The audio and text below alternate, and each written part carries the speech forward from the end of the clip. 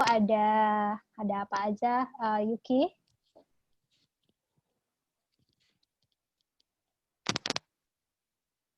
Yuki ini kalau pakai mic dia suaranya suka nggak kedengeran. Yuki bisa dengar suara saya nggak?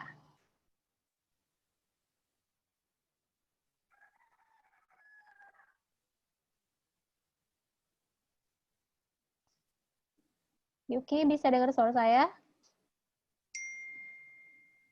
Upaya paksa apa aja yang minggu kemarin kita pelajari, Yuki? Ajeng aja deh, Ajeng.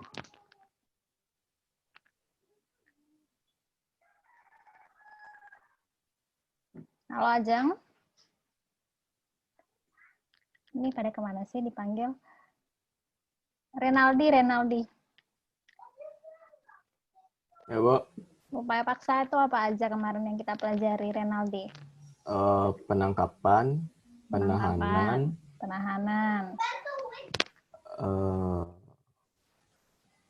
Itu yang tahu, Bu.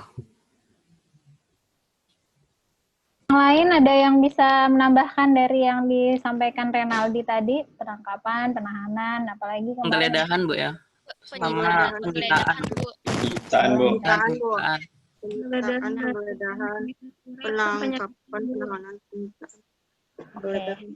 Ada penangkapan, penahanan, penggeledahan, penyitaan. Di Undang-Undang Khusus tuh ada penyadapan. Jadi ada sekitar 5 bentuk upaya paksa yang dilakukan oleh aparat penegak hukum, mulai dari penyidikan, penuntutan, dan peradilan. Kita hari ini mau masuk ke penuntutan dan pra penuntutan, yang mana kita sudah selesai membahas proses hukum acara pidana yang di awal, yaitu penyelidikan dan penyidikan. Itu 2 proses yang dilakukan oleh polisi dalam hal terjadi suatu tindak pidana. Oke, kita mau masuk sekarang ke pra penuntutan dan penuntutan sebagaimana yang diatur oleh KUHP.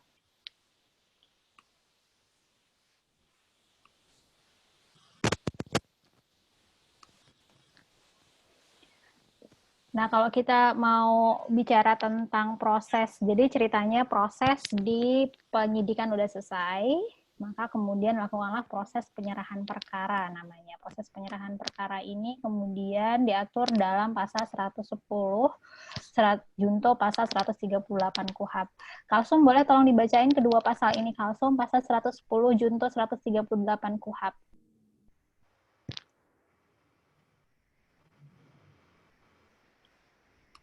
Kalsum, bisa dengar suara saya?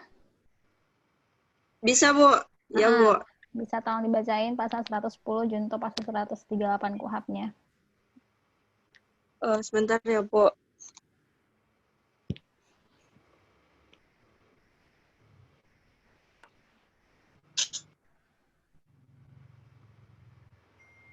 Yang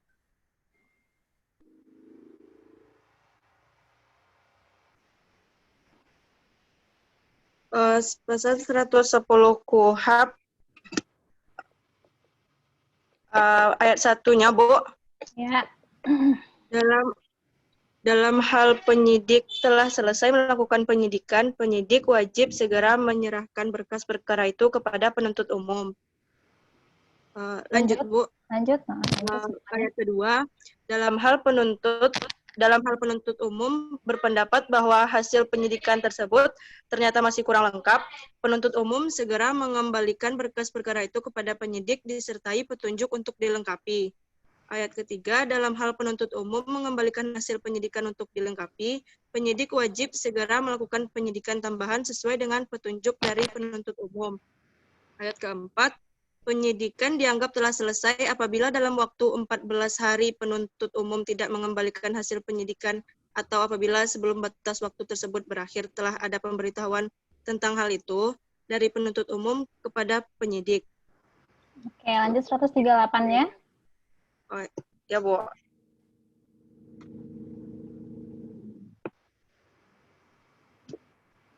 Pasal 138 KUHP ayat 1 berbunyi, penuntut umum setelah menerima hasil penyidikan dan penyidik segera mempelajari dan menelitinya, dan dalam waktu 7 hari wajib memberitahukan kepada penyidik apakah hasil penyidikan itu sudah lengkap atau belum.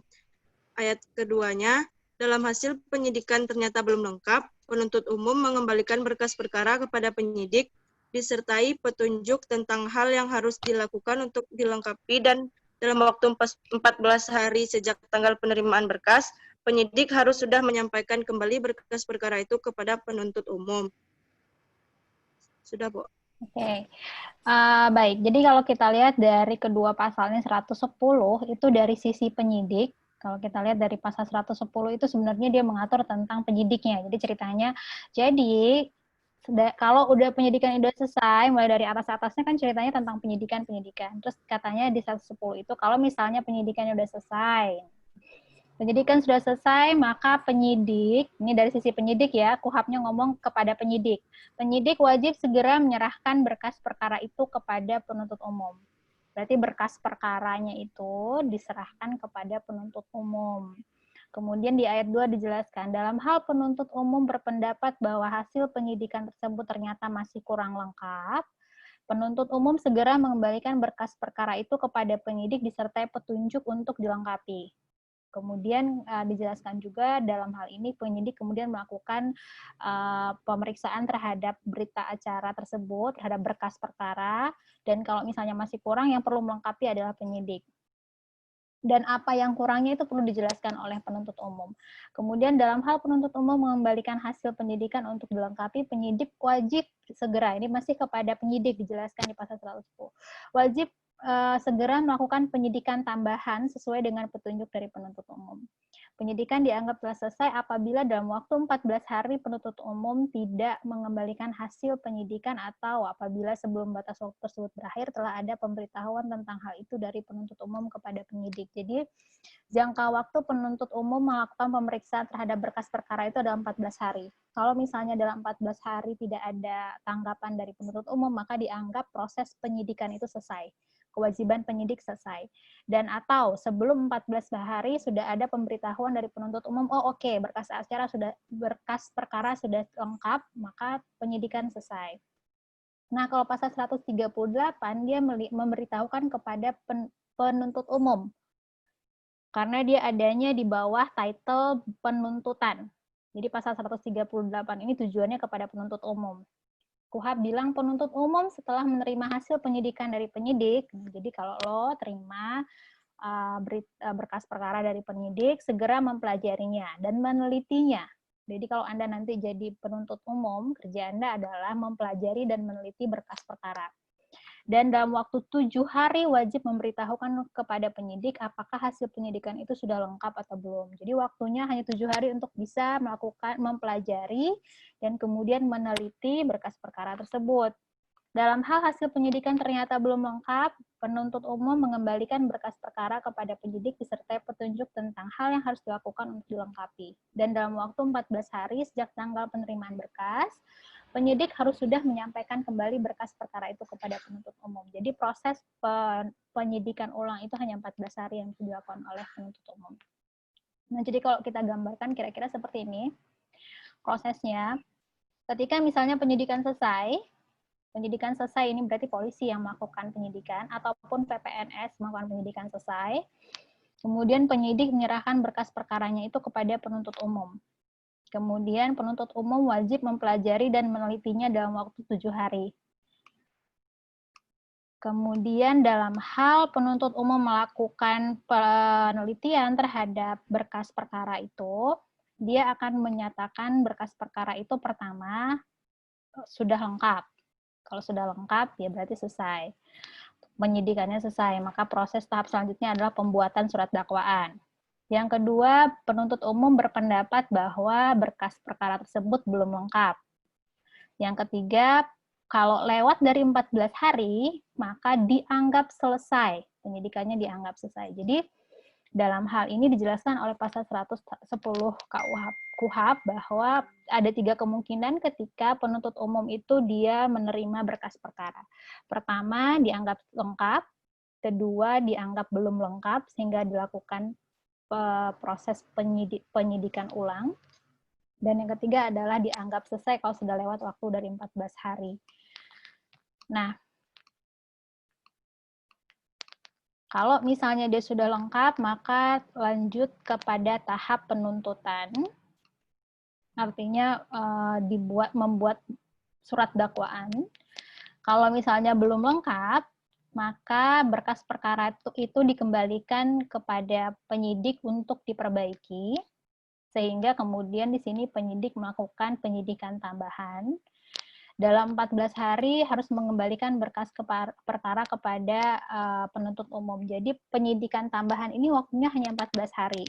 Misalnya, kata penuntut umum, kayaknya kita perlu kesaksian dari saksi yang ini nih, belum lengkap nih kesaksiannya atau belum jelas nih kesaksiannya, tolong ditambahin gitu.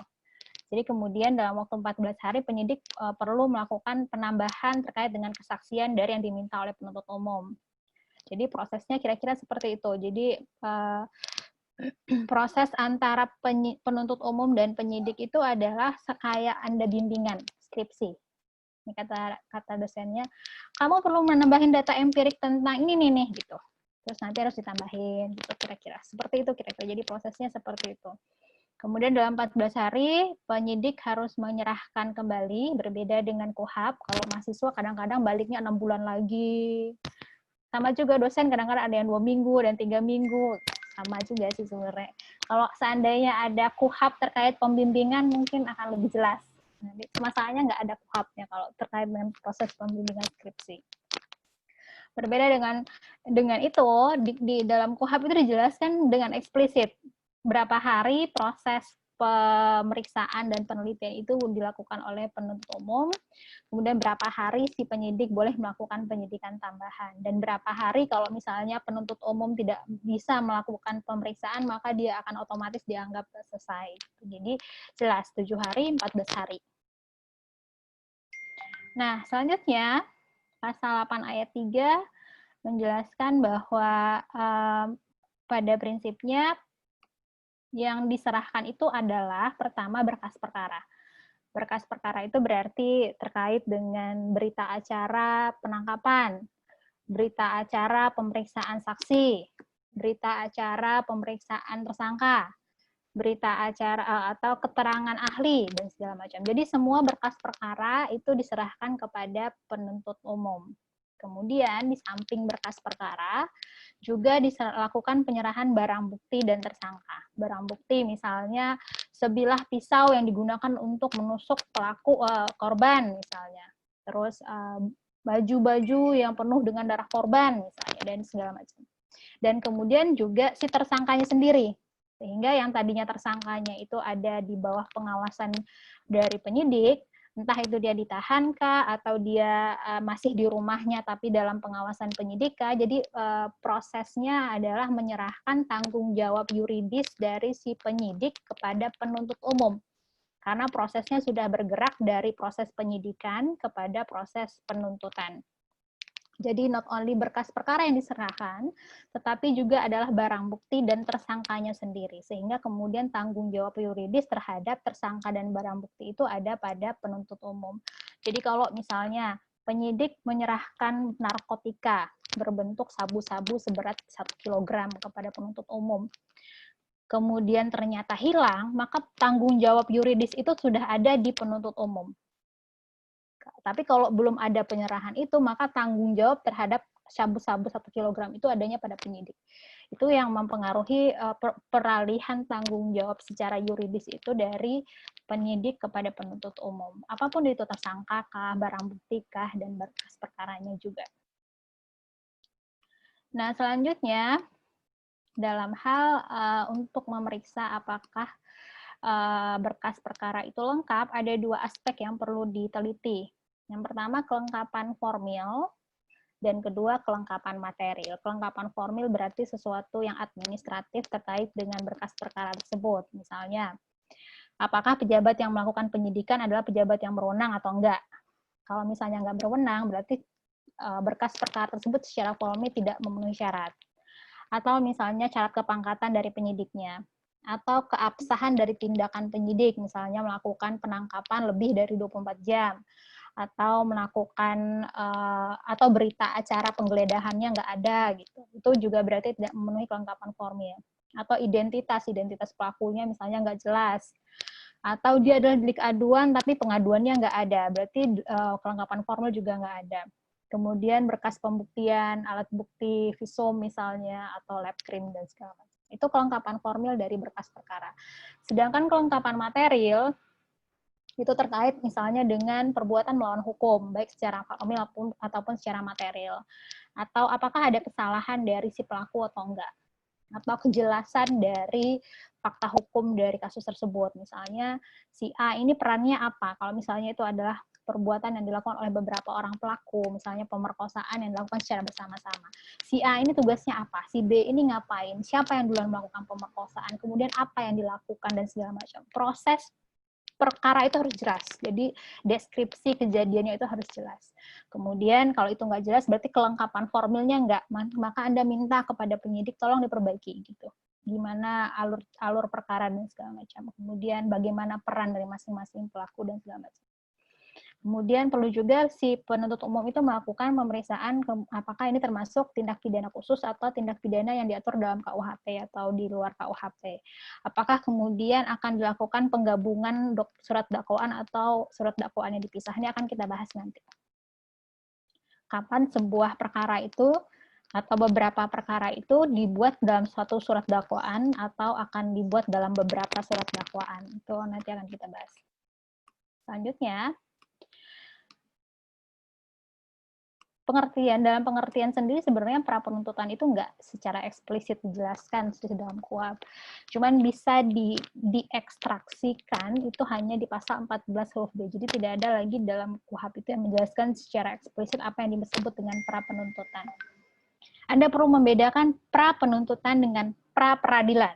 Itu totally different thing, yang mana prosesnya juga berbeda. Pra penuntutan itu terjadi sebelum penuntutan. Kalau sebelum penuntutan, itu berarti terjadi antara penyidikan dengan penuntutan. Berarti in the middle of penyidikan dan penuntutan. Kalau pra-peradilan, itu terjadi ketika, misalnya, terjadi salah tangkap, atau ditetapkan sebagai tersangka tidak memenuhi persyaratan. Itu pra-peradilan. Pra-peradilan berarti terjadi kepada pengadilan. Permohonan dari si tersangka atau warga terkait dengan proses hukum acara pidana yang mana tidak membahas pokok perkara, tapi dia membahas hal-hal terkait dengan hukum acara pidananya sendiri. Nah, pra penuntutan dia adalah proses bolak-balik perkara, ini dijelaskan oleh pasal 14 huruf B ini KUHP ya, 14 huruf B KUHP. Pengembalian berkas perkara oleh penuntut umum kepada penyidik dengan petunjuk untuk dilengkapi atau dilakukan penyidikan tambahan. Apa sayang? So,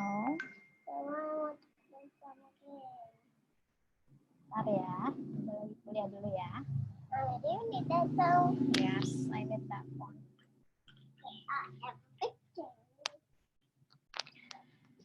Sorry ya. Kalau punya anak kecil begitu dia.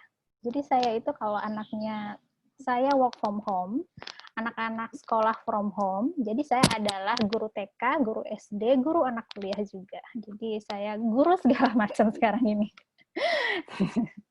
Jadi tanggung jawabnya lebih banyak. Oke. Curhat ya. Baik, jadi pra penuntutan itu prosesnya adalah pada prinsipnya adalah bolak-balik perkara antara penyidik dengan penuntut umum. Yang mana kalau misalnya si penuntut umum bilang, lengkapin ini, lengkapin ini, lengkapin. Dan tidak ada dalam KUHP itu dijelaskan berapa kali proses itu bisa dilakukan. Bisa sampai penuntut umumnya puas lah intinya. Jadi bisa berkali-kali, seperti bimbingan skripsi. Sampai di ACC aja, nggak ada standarnya berapa kali nggak ada. Pokoknya sampai si penuntut umumnya merasa, oh oke, ini sudah lengkap gitu. Cuman hanya ditentukan waktunya aja, berapa lama proses itu boleh dilakukan. Tapi nggak dijelaskan berapa kali bisa dilakukan. Nah, kemudian kalau penuntutannya sendiri, dia itu diatur di pasal 1 butir 7. Boleh tolong dibacain, siapa ini ada di sini ya? Yang mukanya kelihatan. Nadira ada? Nadira? Saya, Bu. Ya, Nadira, tolong pasal 1 butir 7 KUHP Nadira. Sebentar ya, Bu. Oke.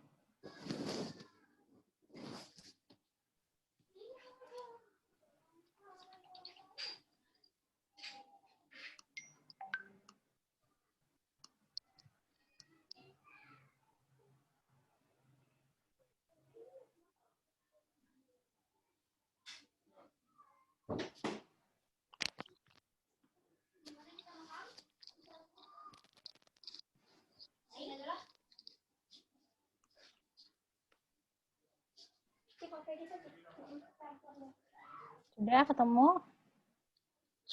Udah, Bu. Oke.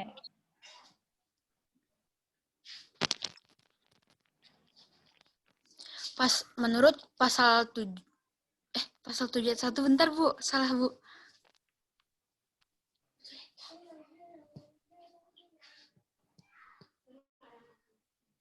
Kamu nyarinya kemana sih? Toko Gramedia ya? Lama banget. Udah, Bu, udah ketemu, Bu. Nah, Menurut pasal 1 ayat 7, penuntut adalah tindakan penuntutan, Neng. Penuntutan itu adalah verb, penuntut adalah objek, orang, subjeknya. Penuntutan ini yang dijelaskan. Penuntutan adalah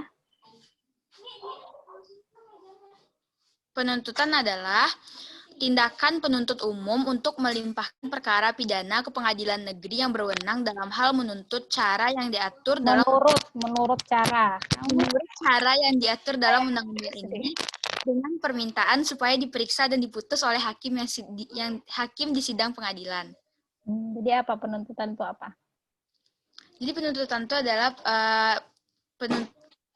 tindakan yang dilakukan oleh penuntut umum untuk melimpahkan perkara pidana itu, Bu, ke hakim yang berwenang di pengadilan, Bu. Dengan permintaan supaya diperiksa dan diputus. Itu penting tuh. Jadi dia adalah tindakan dari penuntut umum. Tindakan ngapain? Tindakan melimpahkan perkara pidana ke pengadilan negeri. Kemudian menurut cara-cara yang diatur undang-undang supaya apa diperiksa dan diputus oleh hakimnya. Jadi yang memeriksa itu adalah hakim, yang membuat putusan itu adalah hakim. Jadi pada prinsipnya penuntutan itu menurut pasal 1 butir 7 KUHP itu adalah tindakan penuntut untuk melimpahkan perkara pidana ke pengadilan negeri yang berwenang untuk melakukan pemeriksaan perkara tersebut menurut cara yang diatur oleh KUHP. Kemudian dengan permintaan supaya diperiksa dan diputus oleh hakim dalam sidang pengadilan. Jadi harus dalam sebuah proses sidang pengadilan. Nah, jadi itu proses penuntutan itu yang diatur oleh KUHP, definisinya. Kalau kita lihat, pada dasarnya kewenangan dari penuntutan itu adanya di pasal 13 junto pasal 137 KUHP. Dan tolong dibacain. Gazian? Tuh, dipanggil anak saya tuh Gazian.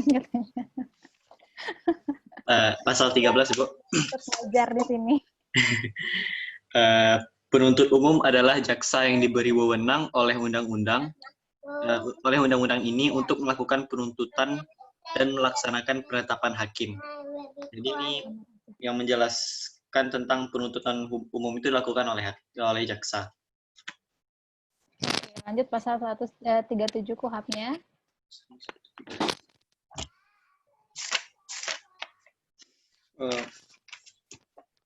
Penuntut umum berwenang melakukan penuntutan terhadap siapapun yang didakwa melakukan suatu tindak pidana dalam daerah hukumnya dengan melimpahkan perkara ke pengadilan yang berwenang mengadili. Jadi pada dasarnya menurut pasal 13 dan 137 KUHP itu dia adalah kewenangan penuntut umum. Dan dia akan menjadi kewenangan penyidik atas kuasa dari penuntut umum diatur dalam pasal 205 KUHP. Dan kalau di luar ketentuan yang ada di undang-undang, itu di keluar KUHP, misalnya HAM berat itu dilakukan oleh penuntut umum ad hoc. Baik, ataupun misalnya dalam undang-undang KPK misalnya, KPK juga punya kewenangan untuk melakukan penuntutan terhadap tindak pidana korupsi. Jadi kalau KPK itu dia punya kewenangan untuk melakukan penyidikan, penuntutan juga. Jadi dia prosesnya mulai dari awal sampai akhir itu ada di satu lembaga.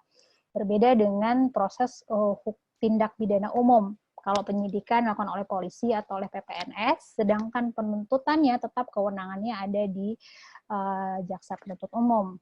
Sedangkan kalau KPK dia punya kewenangan dari awal penyidikan tindak pidana korupsi, kemudian juga proses penuntutannya pun dilakukan oleh lembaga yang sama, yaitu KPK. Atau di pengadilan militer ada auditornya, jadi ini di luar ketentuan umum. Nah, kalau terkait dengan jaksa, Jaksa ini, kejaksaan ini diatur, lembaga kejaksaannya sendiri diatur dalam Undang-Undang Nomor 16 Tahun 2004.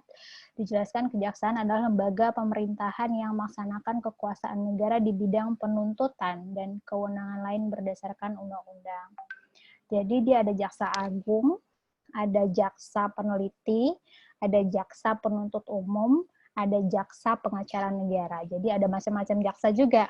Nah, jaksa yang melakukan penuntutan pidana itu disebut dengan jaksa penuntut umum. Nanti kalau Anda nanti jadi jaksa, ya Anda either jadi jaksa penuntut umum atau Anda jadi jaksa pengacara negara. Jaksa pengacara negara berarti Anda ada di bidang perdata atau administrasi negara.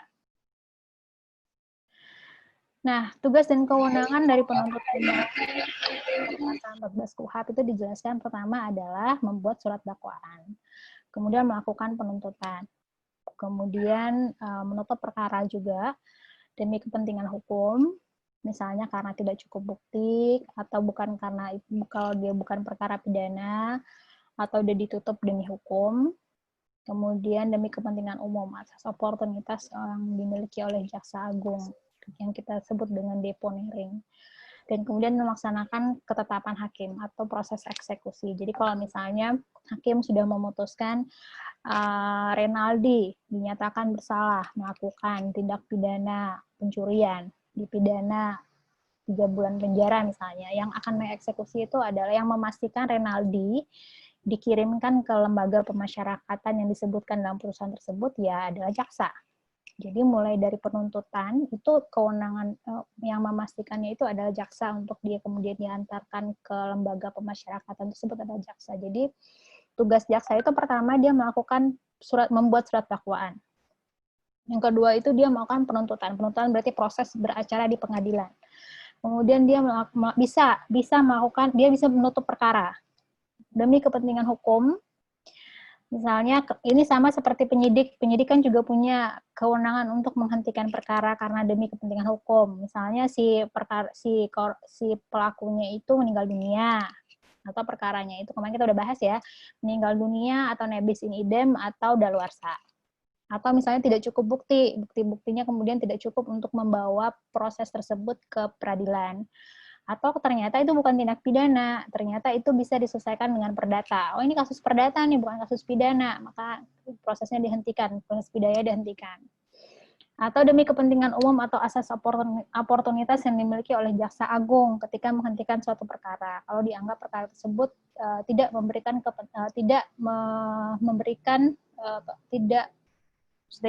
ketika perkara tersebut dianggap tidak untuk kepentingan umum. Jadi misalnya tindakan proses hukum pidana tersebut tidak dianggap memberikan kemanfaatan bagi masyarakat. Kemudian melaksanakan ketetapan hakim. Selanjutnya surat dakwaan. Ini penting untuk bisa dipahami terkait dengan surat dakwaan. Pengertiannya pada prinsipnya ada suatu surat atau akte yang memuat suatu rumusan dari tindak pidana yang didakwakan yang sementara dapat disimpulkan dari surat-surat pemeriksaan pendahuluan yang merupakan dasar bagi hakim untuk melakukan pemeriksaan yang bila ternyata cukup terbukti terdakwanya dapat dijatuhi hukuman. Jadi pada prinsipnya dia itu kayak dokumen, surat yang menjelaskan pelakunya siapa, tindak pidananya apa, dia melanggar pasal berapa, dan kemudian menurut jaksa kira-kira dia dikenakan sanksi apa, dituntutnya dengan sanksi apa, dengan kalau undang-undang menjelaskan dipidana dengan penjara maksimal 15 tahun kalau misalnya membunuh. Kemudian jaksa dalam dakwaannya berapa, dia akan menuntut berapa tahun berdasarkan kepada fakta-fakta hukum dari kasus tersebut. Nah, isi dari surat dakwaan itu pada prinsipnya menjelaskan tentang identitas terdakwa, sekurang-kurangnya dia menjelaskan identitas terdakwa, nama, Nadira Fadila, lahir di Padang, tanggal berapa Nadira? Ya itulah ya. Enggak hari ini kan ulang tahunnya. Terus agama, pekerjaan, kemudian segala identitas dari terdakwanya. Kalau dia sudah sampai di proses penuntutan, kita sudah menyebutnya sebagai terdakwa. Tapi kalau tadi prosesnya masih di penyidikan, kita masih menyebutnya tersangka. Selanjutnya, uraian dari tindak pidana yang meliputi kronologi kejadiannya. Kronologi itu kan proses terjadinya suatu peristiwa pidana. Misalnya, pada pagi hari Senin, tanggal 28 September, jam 8, Gazian meninggalkan rumahnya.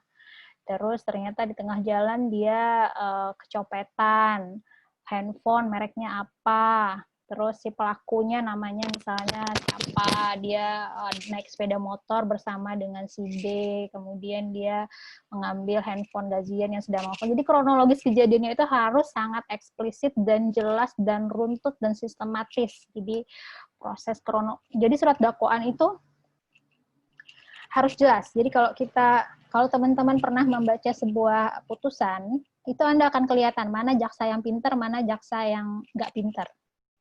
Mulai dari dia membuat cerita kejadian, runtut kejadian, kemudian bagaimana dia merumuskan pasal-pasal, menganalisis pasal-pasal, itu kelihatan mana jaksa yang pintar, mana yang enggak.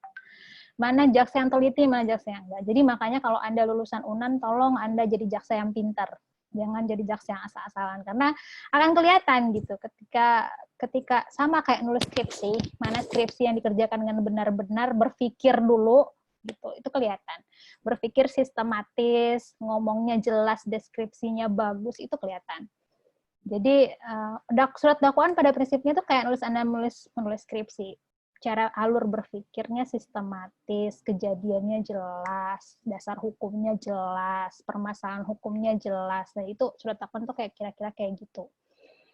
Tempatnya di mana, waktunya gimana, kemudian tindak pidana tersebut dilakukan oleh siapa aja, pihak-pihak yang terlibat siapa aja, itu harus jelas. Saksi-saksi yang melihat kejadian itu siapa aja, dan segala macam. Kemudian setelah menjelaskan itu, Anda juga perlu menjelaskan peraturan perundang-undangan yang dilanggarnya apa. Misalnya melanggar pasal 2 Undang-Undang Tindak Pidana Korupsi, misalnya, atau ya pasal apa yang dia langgar. Itu perlu dijelaskan. Itu pada prinsipnya itu isi surat dakwaan. Kemudian kalau kita melihat kepada ketentuan KUHP, surat dakwaan itu kemudian dibagi menjadi syarat formil dan syarat material. Syarat formil ini diatur dalam pasal 143 ayat 2A KUHP, sedangkan syarat material itu diatur dalam pasal 143 ayat 2B KUHP. Bisa tolong siapa? Afifah? Pasal 143 Afifah?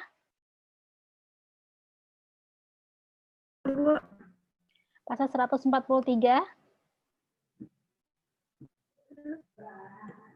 KUHP. Ayat 1, pasal 143 ayat 1 ya, Bu? Ya, semuanya aja 143 itu dibacain. 1. Penuntut umum melimpahkan perkara ke pengadilan negeri dengan permintaan agar segera mengadili perkara tersebut disertai dengan surat dakwaan. Ayat 2-nya, penuntut umum membuat surat dakwaan yang diberi tanggal dan ditandatangani, serta berisi A. Nama lengkap, tempat lahir, umur atau tanggal lahir, jenis kelamin, kebangsaan, tempat tinggal, agama, dan pekerjaan tersangka. B. Uraian secara cermat, jelas, dan lengkap mengenai tindak pidana yang didakwakan dengan menyebutkan waktu dan tempat tindak pidana itu dilakukan. Ayat 3. Surat dakwaan yang tidak memenuhi ketentuan sebagaimana yang dimaksud dalam ayat 2, huruf B batal demi hukum. Keempat, turunan surat pelimpahan perkara beserta surat dakwaan disampaikan kepada tersangka atau kuasanya atau penasihat hukumnya dan penyidik pada saat yang bersamaan dengan penyampaian surat pelimpahan perkara tersebut ke pengadilan negeri. Nah, baik. Jadi kalau kita lihat pasal 143 terkait dengan surat dakwaan itu dijelaskan syarat-syaratnya itu adalah yang A ini berisi persyaratan formil, yang B ini berisi persyaratan material. Dan kemudian di ayat 3 dijelaskan juga oleh pasal 143 kalau persyaratan sebagaimana yang dimaksud dalam ayat 2 huruf B, berarti persyaratan material, uraian secara cermat terkait dengan tindak pidananya, kemudian apa yang didakwakannya itu, maka surat dakwaannya itu batal demi hukum. Jadi implikasinya cukup besar terhadap sebuah perkara. Kalau misalnya surat dakwaannya itu nggak jelas, maka batal demi hukum perkara tersebut. Kan sayang, proses yang sudah sangat panjang kemudian batal demi hukum hanya karena penuntutnya nggak bisa mendeskripsikan dengan jelas terkait dengan uraian perkara tersebut. Jadi memang sangat penting untuk menjelaskan secara baik perkara yang sedang diperiksa. Syarat material itu mengenai misalnya tempus delicti dan locus delicti-nya. Tempat tempus itu waktu dari kejadiannya, locus lokasi kejadiannya, kemudian konkursus idealis dan konkursus realis, ini terkait dengan perbarengan tindak pidana.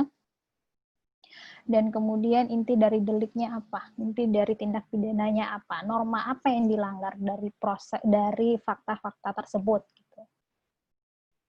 Jadi ini perlu dijelaskan dengan sangat cermat dan baik terkait dengan syarat material ini, karena implikasinya akan besar. Nah, jadi kalau misalnya syarat formil tidak terpenuhi, mengakibatkan surat dakwaan tidak dapat diterima. Sedangkan kalau syarat material tidak terpenuhi, maka surat dakwaan itu akan batal demi hukum. Selanjutnya, dari cara membuat surat dakwaan, pada prinsipnya diatur pada pasal 141 KUHP dan pasal 142 KUHP, di mana dijelaskan bahwa sebuah perkara atau beberapa perkara itu bisa digabung atau bisa dipisah. Coba tolong Asadel dibaca pasal 141 dan 142 KUHP-nya.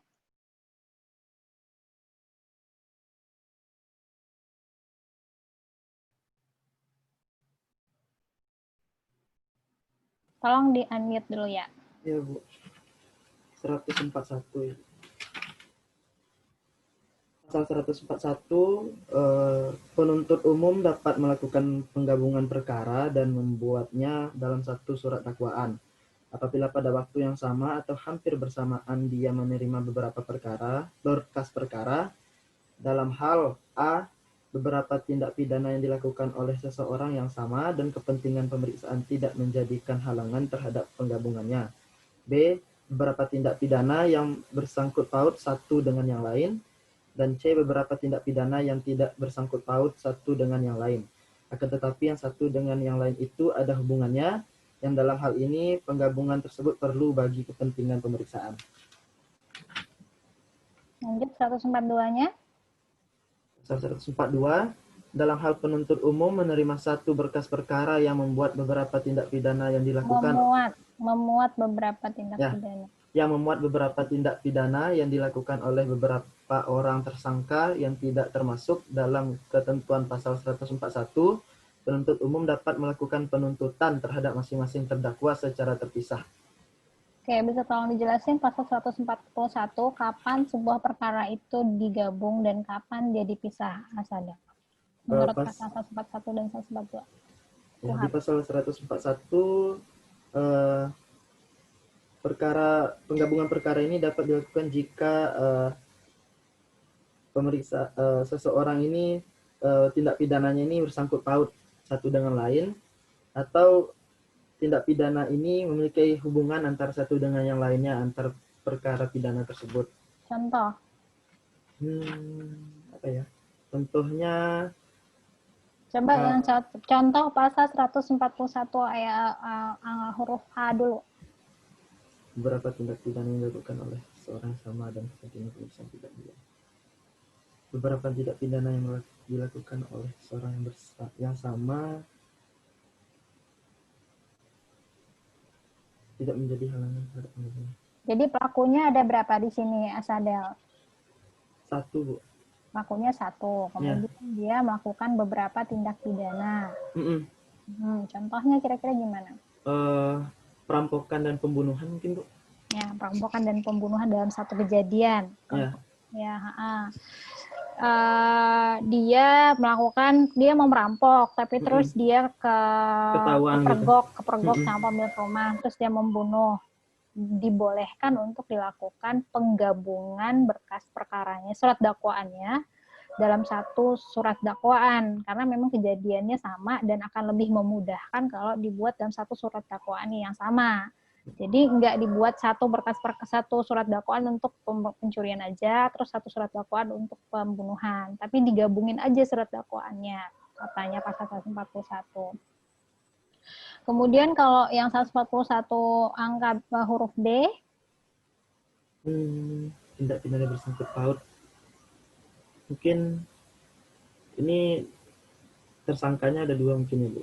Kasus yang terpisah ya, mungkin, tapi ini nggak dijelaskan sih sebenarnya tersangkanya ada 1 atau 2. Bisa tersangkanya 1, bisa tersangkanya ada 2. Tapi yang pasti tindak pidananya ada beberapa. Bisa jadi misalnya si pelaku ini melakukan pencurian di rumah A, pencurian di rumah B, minggu depannya di rumah B, minggu depannya di rumah C. Dia saling bersangkut paut, orangnya sama misalnya. Dia adalah pencuri yang berlanjut. Tapi boleh digabung, boleh dipisah sebenarnya. Tapi sebaiknya digabung untuk efisiensi. Jadi dalam hal misalnya tindak pidana itu saling bersangkut paut satu dengan lain. Bisa jadi pelakunya ada beberapa orang, kemudian digabungkan dalam satu berkas perkara. Terus yang C? Kalau yang C ini agak bingung juga, Bu. Ya, ini dia udah nggak bersangkut paut. Dia sebenarnya udah nggak ada kaitannya antara tindak pidana tersebut. Ini juga nggak disebutkan apakah pelakunya ada 1 atau ada banyak. Dia nggak bersangkut paut. Tetapi dia untuk kepentingan pemeriksaan diperlukan untuk digabungkan. Jadi misalnya si pelaku pengedar narkotika dengan pembeli narkotika itu bersangkut paut nggak sih? Nggak bersangkut paut, bisa diperiksa sendiri-sendiri, bisa dibuat surat dakwaan sendiri-sendiri. Tapi untuk kepentingan pemeriksaan supaya lebih gampang bisa dilakukan penggabungan. Tapi kalau jaksa-jaksa itu dia nggak suka digabung-gabung begitu biasanya, karena ribet, pemeriksaannya ribet, kemudian prosesnya akan sangat panjang. Biasanya jaksa lebih suka memisahkan, meskipun akhirnya nanti effort yang dikeluarkan pun jauh lebih besar karena 2 kali kerja kan sebenarnya. Dimungkinkan dipisah menurut pasal 142 sebagaimana tadi sudah dibacain oleh Asada juga. Kalau tidak memenuhi syarat sebagaimana di atas 141 pada prinsipnya boleh dilakukan terpisah. Tapi kebanyakan jaksa itu malas menggabung karena memang akan lebih rumit aja. Membuat surat dakwaannya aja udah rumit. Pembuktiannya juga jadi lebih rumit. Kalau satu kejadian, satu pelaku, kan proses pembentukan surat dakwaannya kan simpel. Tapi proses beracaranya kan jadi lebih panjang dan lebih banyak. Dan kadang-kadang juga kalau misalnya kejadiannya itu saling bersangkut paut. Dia melakukan pencurian bersama-sama. Kalau menurut logika hukum kita, tentunya kalau dilakukan bersama-sama, surat dakwaannya 1 aja. Tapi kemudian ketika misalnya surat dakwaannya 1, semuanya kan jadi si terdakwa. Terdakwa A, terdakwa B, terdakwa C. Misalnya dia melakukan pencurian bertiga. Tapi kalau dipisah-pisah, si A bisa jadi saksi untuk di kasus si B. Si B bisa jadi saksi di kasus si C. Jadi saksinya jadi lebih banyak. Saksi mahkota namanya. Jadi kadang-kadang jaksa itu dia agak licik juga untuk mengatasi kurangnya saksi. Dia pisah-pisah lah itu surat dakwaan supaya si terdakwa di kasus A ini bisa jadi saksi di kasus B. Kalau dia gabung dalam satu surat dakwaan, semua kan jadi terdakwa. Nggak bisa dijadikan saksi. Gitu. Meskipun itu dianggap sebagai suatu praktek yang kurang baik, tapi that is happen. Nah, selanjutnya, macam-macam surat dakwaan. Jadi surat dakwaan itu bisa dibuat terpisah, bisa digabung, bisa di-split, bisa digabung. Nah, dari satu surat dakwaan itu pun si penuntut umum bisa membuatnya dengan surat dakwaan tunggal atau surat dakwaan alternatif namanya, atau surat dakwaan subsidiaritas atau surat dakwaan kumulatif dan kombinasi. Ini juga sangat penting untuk dipahami. Jadi surat dakwaan. Pertama, Anda perlu memahami bahwa surat dakwaan itu dia ada syarat formil dan syarat material. Kedua, surat dakwaan itu bisa digabung atau dipisah. Keempat, surat dakwaan itu bisa dibentuk dalam model tunggal, alternatif, subsidiaritas, kumulatif, atau kombinasi. Ini terkait dengan surat dakwaan yang sangat penting untuk dipahami oleh mahasiswa Fakultas Hukum. Kita akan lihat surat dakwaan tunggal itu apa. Nah, surat dakwaan tunggal. Namanya aja tunggal, semuanya pasti satu. Ya kan? Pelakunya satu, perbuatannya satu. Jadi, pasal yang didakwakan juga satu. Karena dalam hal ini penuntut umumnya nggak ada keraguan-raguan terkait dengan kejadian tersebut, dan biasanya itu ada sebuah perkara yang nggak ribet dan nggak bertele-tele. Jadi kalau pembunuhan ya pembunuhan aja, pembunuhan biasa, satu orang pelaku, satu orang korban, kemudian kejadiannya jelas, pasalnya 338 atau 340 misalnya. Jadi nggak ada keraguan-raguan dari penuntut umum untuk misalnya ini pencurian dan pembunuhan, atau ini pembunuhan aja, atau ini kelalaian karena nggak ada keraguan-raguan seperti itu.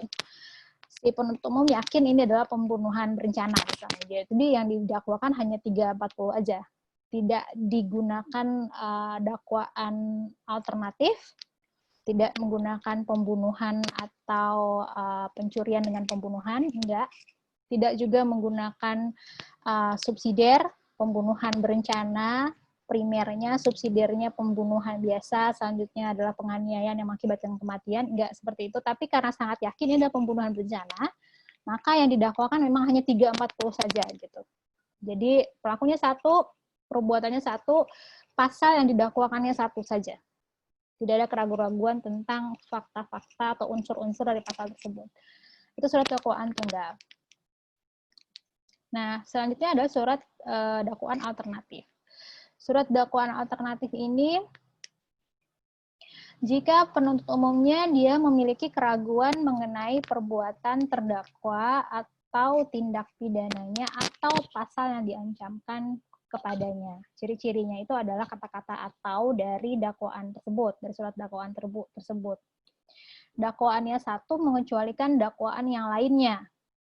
Pembuktian bisa sekaligus atau satu-satu. Kalau kata-kata atau, misalnya pencurian atau penadahan, itu kan berarti either one. Kalau nggak pencurian, ya penadahan. Berarti dakwaan satu, pencurian 362, atau penadahan pasal 340. Jadi yang harus dibuktikan itu adalah satu-satu. Pencuriannya dibuktikan, kalau sudah terbukti, sudah selesai. Pemeriksaan di pengadilannya selesai. Nggak perlu lagi membuktikan penadahan. Tapi kalau pencurian tidak terbukti, baru kemudian hakim perlu melanjutkan proses pemeriksaan pada dakwaan yang berikutnya, penadahan. Jadi, ciri-cirinya adalah kata-kata atau. Dan yang perlu dibuktikan hanya salah satu aja. Ini tergantung kepada hakim mau membuktikan yang mana dulu. Nggak mesti berurutan yang pencuriannya duluan atau penadahan duluan. Atau hakimnya mau sekaligus dibuktikan juga boleh-boleh aja. Dan kemudian nanti hakimnya yang menentukan ini terbuktinya yang mana, pencurian atau penadahan.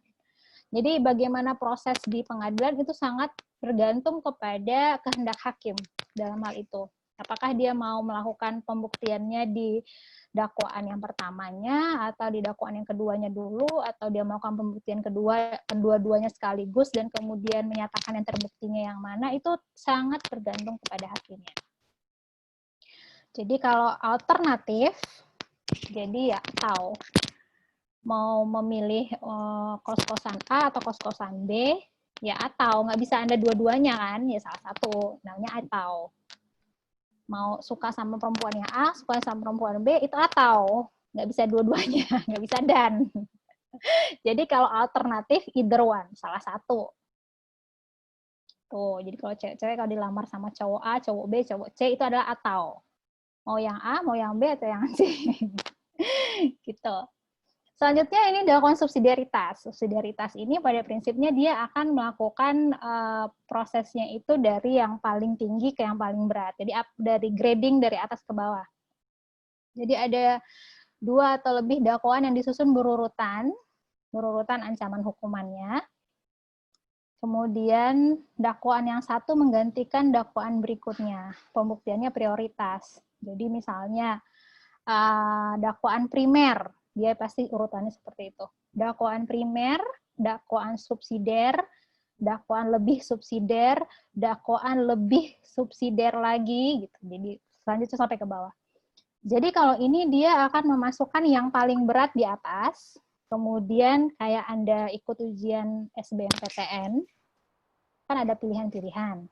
Yang Anda taruh paling atas pasti yang paling tinggi passing grade-nya kan. Kayak gitu. Jadi kalau surat dakwaan subsidiar, itu dia akan meletakkan yang paling atas itu sebagai yang paling berat. Jadi kalau misalnya dia ragu, ini sebenarnya pembunuhannya sih saya mungkin berencana sih kayaknya. Cuman mungkin kalau saya tuliskan berencana, nanti pembuktiannya kan pasti lebih susah. Jadi saya taruh pengamannya 338. Karena 338 tidak menjelaskan berencana. Kemudian kalau 338 nggak terbukti, mungkin saya karena dia ini memang penganiayaan yang mengakibatkan kematian, dia bisa dimasukkan sebagai dakwaan lebih subsidiar. Jadi dakwaan yang paling banyak unsur-unsur yang harus dibuktikan itu biasanya ditaruh di paling atas dengan dakwaan yang paling berat sanksi pidananya. Primer 340 pembunuhan berencana, berarti harus membuktikan adanya hilangnya nyawa orang lain dengan direncanakan terlebih dahulu. 338 berarti hanya perlu membuktikan hilangnya nyawa orang lain. Sedangkan dengan niat untuk menghilangkan nyawa. Kalau 351 niatnya adalah untuk melakukan penganiayaan, tapi yang mengakibatkan mati. Jadi kan level pembuktiannya kan lebih sulit 340, kemudian 338, dan 351. Jadi yang paling prioritas dulu yang harus dibuktikan oleh hakim. Oh, bukan hakim yang membuktikan, jaksa. 34 hakim melakukan pemeriksaan terhadap 340 dulu, kemudian jaksa harus membuktikan itu kepada hakim. Kalau misalnya menurut hakim itu nggak terbukti, baru masuk kepada dakwaan subsidiar 338. Kemudian hakim akan melakukan pemeriksaan terhadap bukti-bukti yang memenuhi unsur pasal 338 KUHP yang dibuktikan oleh jaksa penuntut umum dan selanjutnya. Jadi proses pemeriksaannya prioritas dari atas ke bawah. Selanjutnya adalah dakwaan kumulatif. Dakwaan kumulatif ini dia adalah penggabungan beberapa perkara. Suatu pelaku melakukan beberapa tindak pidana yang sama atau berbeda, atau beberapa pelaku melakukan beberapa tindak pidana. Keuntungannya pastinya biayanya lebih ringan. Pemidanaannya bisa tindak pidana yang sejenis, bisa tindak pidana yang tidak sejenis, atau bisa berbentuk pelanggaran dan ataupun kejahatan. Misalnya 340 pembunuhan berencana, kemudian at the same time dia juga melakukan pencurian, at the same time dia juga melakukan pemerkosaan. Jadi bisa digabungkan dalam satu perkara, dan dakwaannya itu bisa dalam bentuk kumulasi dari beberapa kejadian tersebut kemudian digabungkan dalam suatu perkara. Jadi penggabungan berbentuk pelakunya bisa sama dan pelakunya bisa sama bisa berbeda, perbuatannya bisa berbeda bisa juga sama. Ada beberapa pelaku yang melakukan tindak pidana yang sama. Kemudian surat dakwaan kombinasi, dia bisa merupakan surat dakwaan tunggal, alternatif, subsidiaritas, dan kumulatif. Jadi misalnya, tadi kan kalau dakwaannya adalah berbentuk alternatif kan atau. Dakwaan satunya primernya adalah 170 ayat 1, misalnya kekerasan dengan terang-terangan. Dakwaan ke satu subsidiar, ini masih ke dakwaan satu, berarti dia alternatif dakwaan satu. Berarti dakwaan satunya berbentuk subsidiaritas. Subsidiaritasnya yang pertama primernya adalah 170 ayat 1 kekerasan dengan terang-terangan. Misalnya ini contoh kasusnya ya. Kemudian dakwaan ke satu subsidiarnya ada pasal 351 KUHP, junto pasal 55 penganiayaan secara bersama-sama. Kemudian dakwaan keduanya itu dakwaan pertama primer subsidiar, dakwaan kedua yaitu membawa senjata tajam misalnya. Jadi bisa dibuktikan salah satu, mau dakwaan satu atau dakwaan dua, ini alternatif, dakwaan satu atau dakwaan dua. Dakwaan satunya berbentuk primer subsidiar, dan dakwaan duanya adalah satu, itu pelanggaran terhadap membawa senjata tajam di tempat umum. Jadi bisa dikombinasikan dari model-model yang tadi sudah disebutkan. kombinasi antara alternatif dengan subsidiaritas atau tunggal dengan alternatif, jadi bisa dikombinasikan seperti itu. Nah, penggabungan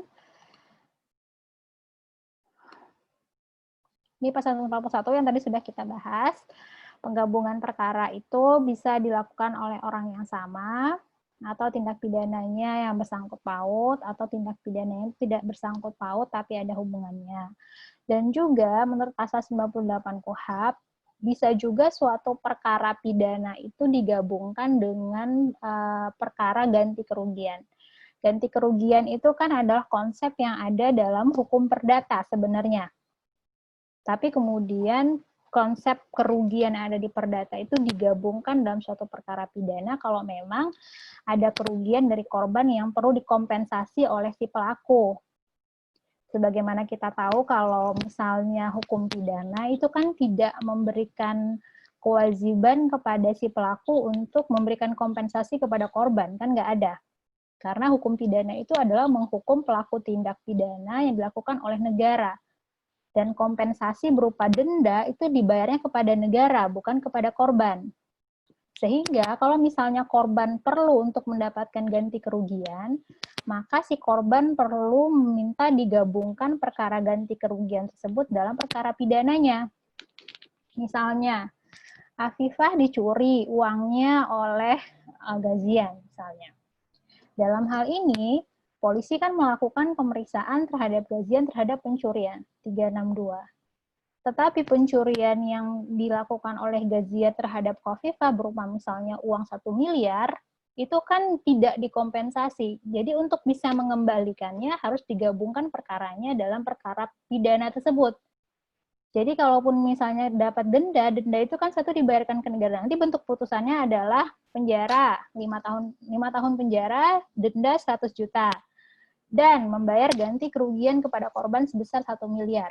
Gitu. Jadi bentuk putusan hakimnya sanksi pidana dan juga putusan terkait dengan ganti kerugiannya. Tapi ganti kerugian ini harus dimintakan oleh korban. Karena ini kan juga adalah proses yang berbeda dengan proses hukum acara pidana tadi. Jadi dari awal harus dimintakan oleh si korban kepada aparat penuntut umum untuk melakukan penggabungan perkara ganti kerugian terhadap perkara pidana yang sedang berjalan tersebut. Selanjutnya splitsing. Splitsing ini dalam hal penuntut umum menerima satu berkas perkara, beberapa tindak pidana yang dilakukan oleh beberapa orang tersangka, dan tidak termasuk dalam ketentuan pasal 141. Jadi ya pada prinsipnya ya dipisah aja, boleh karena pelakunya memang nggak berkaitan, boleh karena dia berkaitan tapi penuntut umum merasa lebih baik dipisah dan segala macam. Kemudian perubahan surat dakwaan. Pada prinsipnya boleh dilakukan perubahan surat dakwaan. Menurut pasal 144 itu, tolong dibacain dong. Yuki, kamu sudah bisa dengar nggak? Pasal 144, Yuki. Udah, Bu. 140. Penuntut umum dapat mengubah surat dakwaan sebelum pengadilan menetapkan hari sidang, baik dengan tujuan untuk penyempurnaan maupun untuk tidak melanjutkan penuntutannya. Lanjut. Ayat 2-nya, pengubahan surat dakwaan tersebut dapat dilakukan hanya 1 kali selama-lambatnya 7 hari sebelum sidang dimulai. Dalam hal penuntut umum mengubah surat dakwaan, ia menyampaikan turunannya kepada tersangka atau penasihat hukum dan penyidik. Ya, tolong diterangin Yuki terkait dengan ini perubahan surat dakwaan. Jadi yang Yuki tangkap, Bu, ada 2 poin. Yang pertama itu penuntut umum itu berhak untuk mengubah surat dakwaannya 1 kali sebelum sidang dimulai. Yang kedua adalah perubahan tersebut paling lambat 7 hari sebelum sidang dimulai.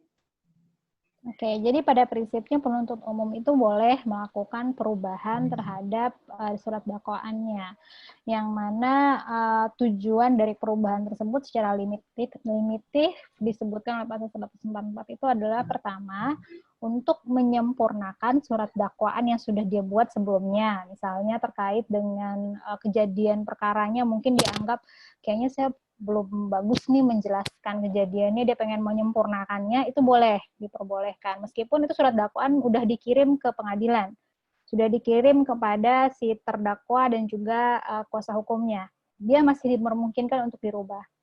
Atau dia untuk tidak melanjutkan penuntutan. Jadi surat dakwaan yang sudah dikirimkan itu ditarik untuk kemudian tidak dilanjutkan prosesnya. Karena alasan misalnya si terdakwanya meninggal misalnya, atau merasa bahwa perkara ini tidak bisa dilanjutkan karena kurang bukti misalnya. Jadi ada dua kemungkinan kenapa surat dakwaan itu ditarik kembali dari registrar kasus yang sudah dikirimkan kepada pengadilan untuk menyempurnakan surat dakwaannya atau untuk tidak melanjutkan proses penuntutan itu sama sekali. Dan hanya boleh dilakukan satu kali dan selambat-lambatnya 7 hari sebelum sidang. Kalau misalnya pengadilan sudah menetapkan hari sidang adalah tanggal 28 September 2020, berarti proses perubahan surat dakwaan itu paling telat sudah dilakukan 7 hari sebelum sidang. Sudah selesai 7 hari sebelum sidang. Jadi sehingga si terdakwa dan juga pengacaranya punya waktu untuk mempelajari surat dakwaan yang sudah dirubah. Jangan last minute, misalnya kayak mahasiswa zaman sekarang. Besok mau ujian, hari ini baru dikasih sama pengujinya. Tuh, saya juga nggak suka tuh. Jadi nggak punya waktu untuk membaca.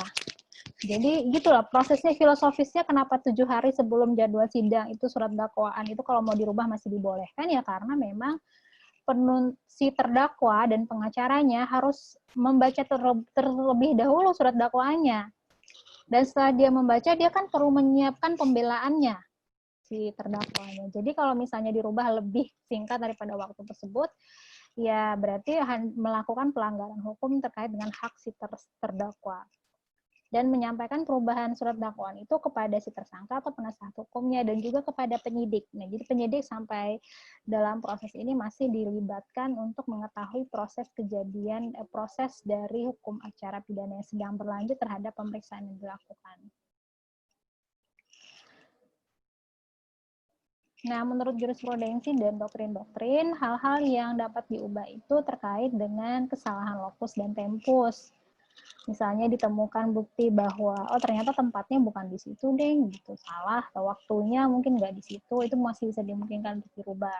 Atau redaksi surat dakwaan sesuai dengan rumusan deliknya, perubahan terkait dengan perumusan dakwaannya, tadinya misalnya tunggal terus mau dibikin jadi alternatif dan sebagainya. Jadi masih dimungkinkan melakukan perubahan surat dakwaan terkait dengan hal-hal yang sudah dibahas sebelumnya. Nah, penghentian perkara ini pada prinsipnya sama seperti yang sudah kita bahas tadi, kalau misalnya daluarsa, atau misalnya terdakwanya meninggal, terus nggak ada pengaduan untuk delik-delik aduan, kemudian penyelesaian perkara di luar pengadilan, atau misalnya sudah tercapai suatu proses mediasi penal terkait dengan perkara tersebut kalau dimungkinkan untuk misalnya tindak pidana ringan, misalnya kalau bisa diselesaikan di luar pengadilan ternyata sudah mencapai kesepakatan, maka dihentikan prosesnya.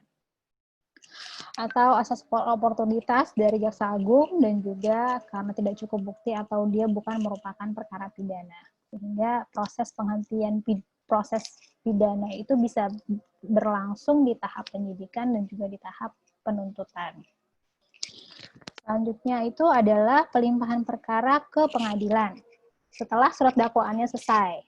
Anda sudah selesai dengan surat dakwaan yang dibuat, sudah yakin surat dakwaan ini sudah memenuhi kriteria yang ditentukan tadi, syarat formil dan materialnya sudah terpenuhi dengan baik, identitas pelakunya sudah jelas, tempat kejadian perkaranya sudah jelas, pasal yang didakwakannya apa, dirumuskannya dengan jelas, apakah dengan dakwaan tunggal, apakah alternatif, apakah kumulatif, apakah kombinasi, ataukah gabungan.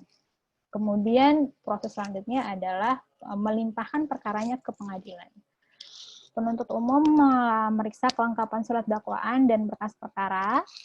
Jadi memang penuntut umum itu haruslah orang yang sangat teliti dan hati-hati karena ini menyangkut kehidupan orang ya.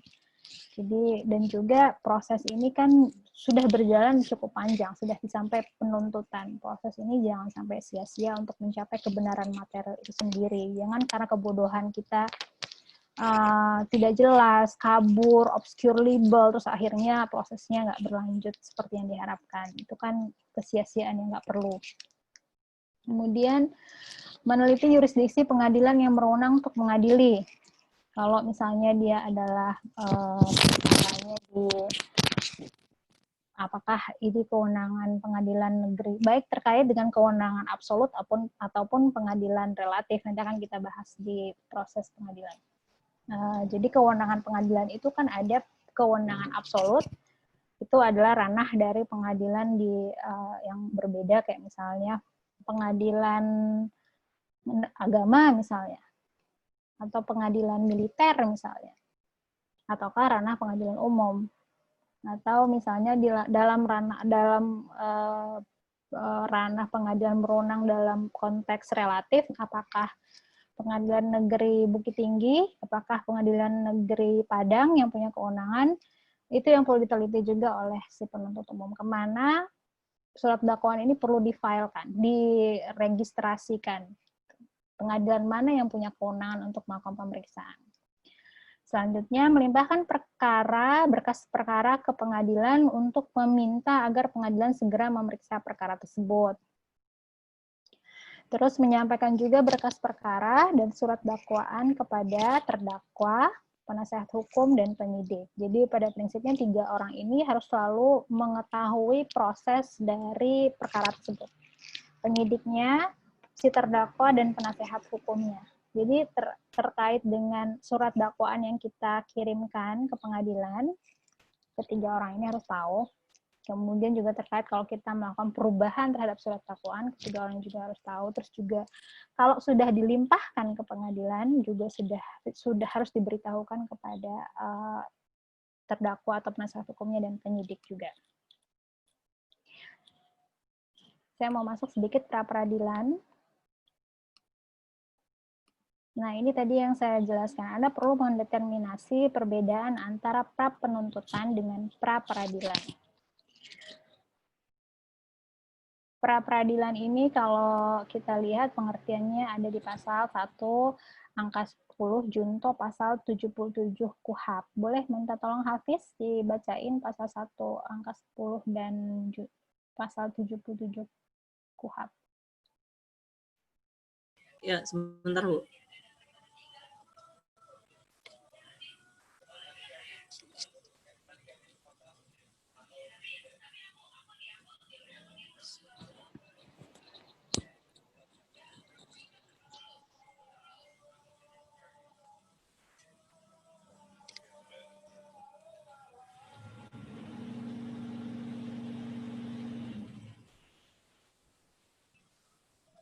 Ayat 10 kan, Bu?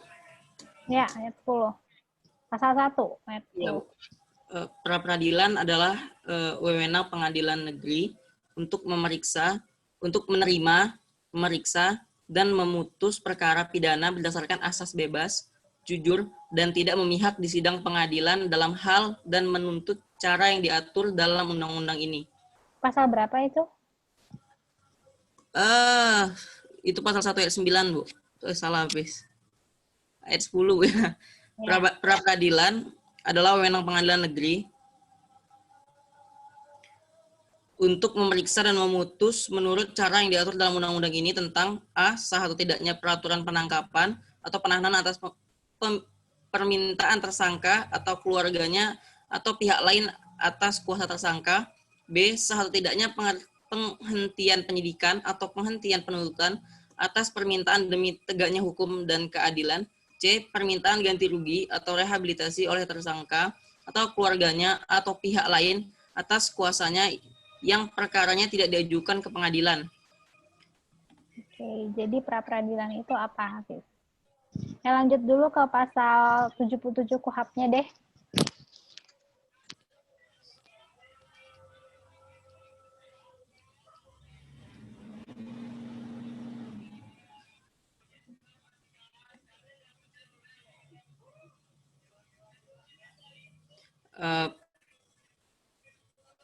Pasal 77 KUHP disebutkan bahwa pengadilan negeri berwenang untuk memeriksa dan memutus sesuai dengan ketentuan yang diatur dalam undang-undang ini tentang sah atau tidaknya penangkapan, penahanan, dan penghentian penuntutan. Terus? Pengadilan negeri berwenang untuk memeriksa dan memutus sesuai dengan ketentuan yang diatur dalam undang-undang ini, yang mana tentang A, sah atau tidaknya penangkapan, penahanan, penghentian penyidikan, atau penghentian penuntutan. B, ganti kerugian atau rehabilitasi bagi seorang yang perkara pidananya dihentikan pada tingkat penyidikan atau penuntutan. Jadi pada prinsipnya kalau kita lihat ke pasal 1 ayat angka 10 dan pasal 77 KUHP itu dijelaskan bahwa pra-peradilan itu kewenangannya adalah pertama, sah atau tidaknya penangkapan, penahanan. Ya, penetapan tersangka ini adanya di putusan MK. Karena tadi kan sudah dibaca di dua pasal ini nggak ada menyebutkan tentang penetapan tersangka. Ini diaturnya dalam putusan MK. Kemudian sah tidaknya penghentian penyidikan. Yang ketiga, sah tidaknya penghentian penuntutan. Jadi kalau misalnya si penyidik melakukan penghentian penyidikan, ternyata menurut si korban atau keluarga korban atau menurut LSM misalnya, kenapa dihentikan penyidikannya? Kayaknya ini bertentangan dengan prinsip-prinsip keadilan, ini bertentangan dengan hukum misalnya. Jadi dilakukanlah proses pra-peradilan namanya. Kalau misalnya masyarakat atau korban atau pihak-pihak yang terkait lainnya atau LSM itu menganggap bahwa proses hukum yang berjalan tidak sesuai dengan ketentuan hukum yang ada. Atau kemudian penuntut melakukan penghentian proses hukum. Tadi karena alasannya misalnya tidak cukup bukti. Kemudian pihak-pihak yang terkait ini bisa mengajukan pra-peradilan ke pengadilan negeri untuk memeriksa apakah memang penghentian penuntutan itu telah sesuai dengan ketentuan hukum atau tidak. Kemudian terkait dengan ganti rugi dan rehabilitasi bagi terdakwa yang perkaranya tidak diajukan ke pengadilan. Misalnya, Asadel ini udah ditahan 7 hari oleh polisi. Tapi terus ternyata Asadel prosesnya tidak dilanjutkan karena ternyata salah tangkap misalnya. Asadel bisa melakukan pra-peradilan ke pengadilan negeri untuk meminta rehabilitasi atau ganti rugi terhadap kerugian yang dialami oleh warga ketika aparat penegak hukum itu melakukan suatu proses yang tidak sesuai dengan ketentuan yang ada. Jadi pada prinsipnya proses pra-peradilan ini dia terkait dengan sah atau tidaknya penangkapan, penahanan, dan penetapan tersangka. Kemudian sah atau tidaknya penghentian penyidikan, sah atau tidaknya penghentian penuntutan, dan serta ganti rugi dan rehabilitasi bagi terdakwa. Ini proses pra-peradilan. Jadi pada prinsipnya dia nggak ngebahas apakah si Asadel ini bersalah atau tidak. Jadi bukan inti dari perkara tersebut yang dibahas, tapi lebih kepada proses acara yang berlaku pada saat ingin membuktikan suatu perkara pidana. Jadi tujuan dari pra-peradilan itu sendiri yaitu untuk melakukan pengawasan horizontal atas tindakan aparat penegak hukum baik polisi ataupun jaksa penuntut umum. Jadi bukan dalam pengertian vertikal. Kalau vertikal kan dari atas ke bawah. Kalau horizontal tuh berarti sebenarnya hukum itu melihat bahwa polisi, jaksa, hakim itu dia punya kewenangan yang sama dalam hukum untuk mencari kebenaran. Jadi tidak berarti pengadilan itu memiliki kewenangan yang lebih tinggi dibandingkan dengan jaksa ataupun penyidik, tapi pada prinsipnya hanya check and balances secara horizontal antar instansi. Jangan sampai terjadi abuse of power dari masing-masing instansi gitu. Sehingga kalau misalnya terjadi salah tangkap orang atau tidak sesuai penetapan tersangkanya, penetapan tersangka itu kan harus dengan 2 alat bukti. Ternyata kalau misalnya seseorang tidak ditetapkan sebagai tersangka tanpa disupport dengan alat bukti yang cukup, maka pada prinsipnya proses tersebut bisa diajukan ke pra-peradilan. Kemudian perlindungan terhadap hak-hak asasi tersangka dan terdakwa. Tadi misalnya karena prosedurnya tidak sesuai dan melanggar hukum, itu kan berarti melanggar hak asasi dari si pelaku. Sehingga memang tujuan dari pra-peradilan ini adalah untuk agar aparat penegak hukum itu tidak bisa sewenang-wenang. Karena memang pekerjaannya pun bisa dilakukan pemeriksaan oleh instansi lainnya, oleh hakim. Kenapa dia ditangkap? Apakah buktinya sudah cukup atau belum? Nah, itu prosesnya dilakukan di pra-peradilan. Atau kemudian kenapa perkara ini dihentikan? Apa alasannya dihentikan? Itu bisa dilakukan di proses pra-peradilan. Jadi pada prinsipnya sebenarnya masyarakat secara luas itu punya kewenangan untuk melakukan proses check and balances itu ke lembaga yang lebih tinggi, ke lembaga lain yang bisa melakukan pemeriksaan terhadap perkara tersebut. Modal pra-peradilannya ini pada prinsipnya dia tidak membahas pokok perkara, jadi dia memang hanya membahas hal-hal terkait dengan apa yang dimohonkan dalam pra-penuntutan itu tadi, dan dia bersifatnya adalah pemeriksaan secara administratif. Jadi kalau misalnya seorang tersangka yang ditetapkan jadi tersangka bilang, saya ditetapkan jadi tersangka tapi nggak ada alat bukti yang cukup katanya, maka secara administratif hakimnya akan melakukan pemeriksaan mana alat bukti untuk menetapkan dia sebagai tersangka. Gitu. Kalau misalnya secara administratif ini alat buktinya udah ada 2, berarti dia ditetapkan secara lawful. Dan pemeriksaan administratif berarti kayak pemeriksaan di perdata, surat-surat administratif, karena memang dia prosesnya proses administratif hukum kan. Penetapan tersangka, kemudian penangkapan, penahanan, prosedurnya sudah jelas secara administratif terpenuhi atau tidak. Dari berita acaranya kan kelihatan. Kemudian ya administratif, dari proses administratif yang ada. Sifat peradilannya ada quasi judicial, jadi kayak perdata, not really criminal procedure. Dan dia merupakan kewenangan pengadilan negeri. Prosedur dan prosesnya itu diatur di pasal 78 sampai 83. Hakimnya hakim tunggal, jadi prosesnya proses cepat. Dimintakan ditujukan ke ketua pengadilan negeri, semua proses hukum acara pidana itu kita registrasinya pasti tujuannya kepada ketua pengadilan negeri. Kemudian penetapan hari sidangnya itu 3 hari setelah penerimaan permintaan. Kemudian paling lambat 7 hari sudah diputus. Putusannya dibuat seperti perkara singkat. Putusan memuat alasan dan dasar menolak atau mengabulkan. Kemudian permintaan gugur apabila pemeriksaan pokok perkara sudah dimulai. Putusan tidak dapat banding kecuali terhadap putusan tidak sahnya penghentian penyidikan atau penuntutan.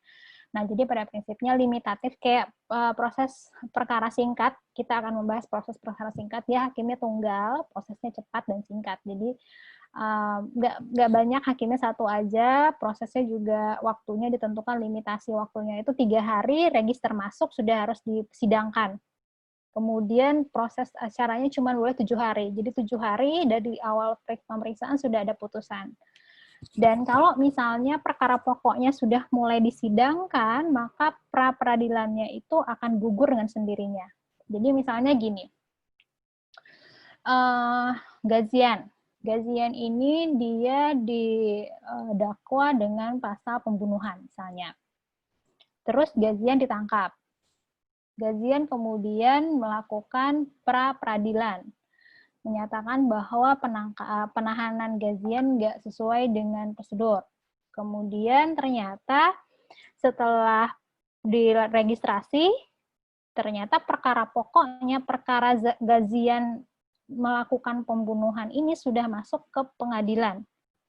Berarti proses penyidikannya selesai, proses penuntutannya selesai, kemudian perkara dilimpahkan ke pengadilan. Sementara proses pra-peradilannya itu belum selesai atau belum disidangkan, maka proses pra-peradilan itu akan gugur.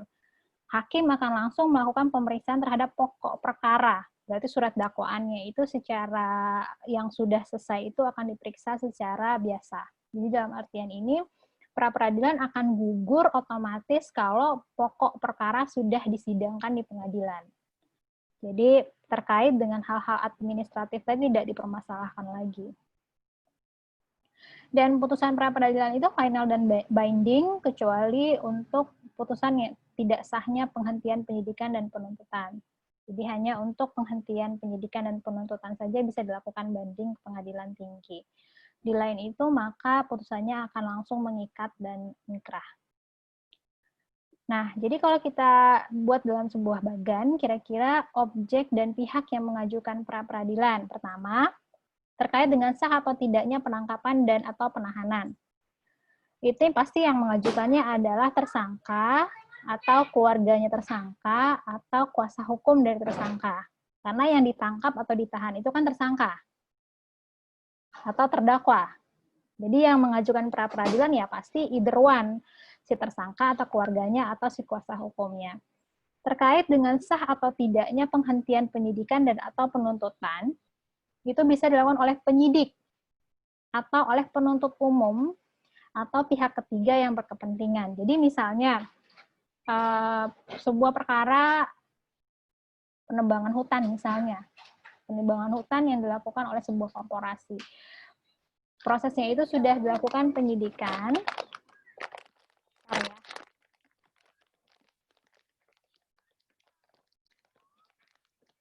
Ini perlu gunting, nggak bisa bunda.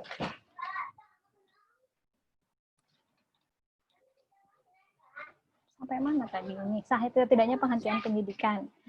Ini dilakukan bisa oleh penyidik atau penuntut umum. Kalau misalnya penyidik menghentikan proses penyidikannya, dan penuntut umum kan waktu di awal dia mendapat surat pemberitahuan dimulainya penyidikan. Berarti penuntut umum di awal tahu ada proses terkait dengan penebangan hutan tadi. Kemudian ternyata penyidik dia melakukan penghentian penyidikan, penuntut umum bisa melakukan pra-peradilan.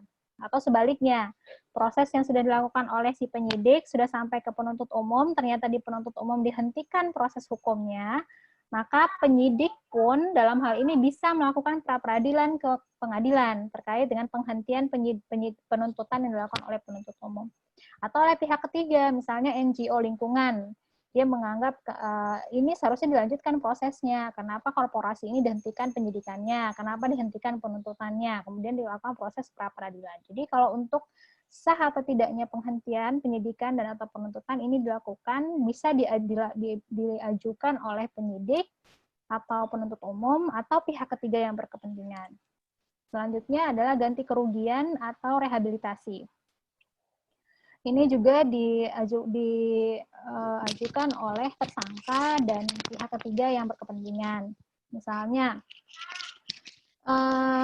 tersangka ya berarti tadi kayak gajian dan misalnya tangkap misalnya.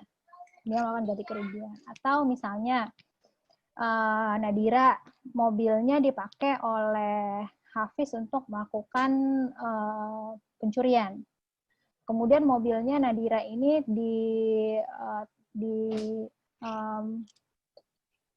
dirusak, maksudnya pada saat pencurian itu rusak dan segala macam. Kemudian Nadira meminta ganti kerugian kepada Hafiz. Itu bisa dilakukan oleh pihak ketiga. Jadi untuk ganti kerugian atau rehabilitasi ini bisa baik dari sisi tersangka ataupun dari pihak ketiga yang berkepentingan yang kerugiannya, yang kepentingannya dirugikan oleh si pelaku ataupun oleh negara. Bentuk putusannya, isi putusannya itu kalau upaya paksa yang tidak sah, tersangka harus segera dilepaskan. Dan penetapan ganti kerugian dan rehabilitasi. Kalau terkait dengan penghentian penyidikan atau penuntutan yang tidak sah, maka penyidikan dan atau penuntutannya itu harus dilanjutkan. Selanjutnya, untuk penghentian penyidikan atau penuntutan yang sah, mencantumkan pencantuman rehabilitasi bila tersangkanya tidak ditahan, dan kemudian benda yang disita tidak termasuk alat pembuktian dikembalikan kepada pemiliknya, dikembalikan kepada dari siapa benda itu disita. Jadi ini bentuk dari putusan perkara pra-peradilan.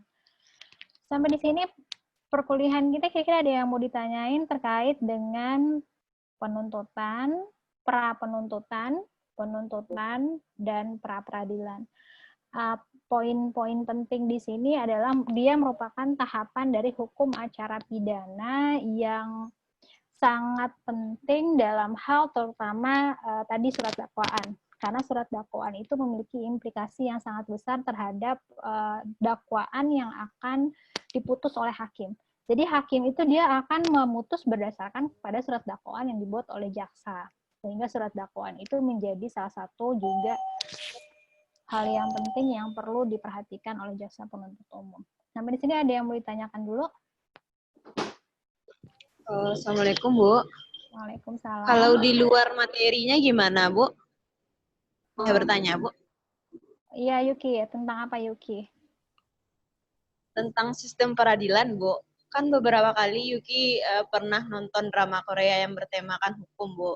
Nah, di sana peradilannya kan, di sana selain ada hakim, juga ada juri, Bu.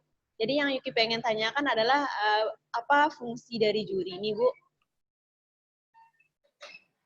Baik, juri itu adanya di peradilan dengan sistem common law. Jadi di negara-negara dengan sistem common law, dia punya juri, yang mana juri itu pada prinsipnya dia merupakan lay person, orang biasa, yang diundang untuk ikut dalam proses peradilan pidana, yang mana dalam hal ini, kenapa Mas? Ya, silakan.